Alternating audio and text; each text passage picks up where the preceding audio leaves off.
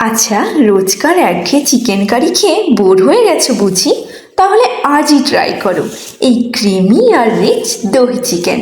প্রথমে কড়াইতে তেল দিয়ে আলুগুলোকে ভেজে তুলে রাখবো। তারপর ওই তেলে চিনি, গোটা গরম মশলা, জিরে, পেঁয়াজ, আদা, রসুন, পরিমাণ মতো লঙ্কা, হলুদ ও ধনে গুঁড়ো দিয়ে ভালোভাবে মশলা কষাতে থাকবো। তারপর একটা গোটা টমেটো দিয়ে মশলা ভালোভাবে কষিয়ে চিকেন দিয়ে নেড়ে মাংস সেদ্ধ হওয়ার জন্য একটা ঢাকনা দিয়ে দেব। ঢাকনা খুলে আগে থেকে ভেজে রাখা আলু ও জল ঝরানো টক দই দিয়ে বেশ খানিকক্ষণ কষিয়ে নেব। তারপর পরিমাণ মতো জল দিয়ে ঝোল ফুটে এলে তৈরি আমাদের দহি চিকেন। গরম পরোটা কিংবা গরম ভাত যে কোনো কিছুর সাথে জাস্ট জমে যাবে। ভালো লাগলে শেয়ার করতে ভুলো না কিন্তু। নমস্কার।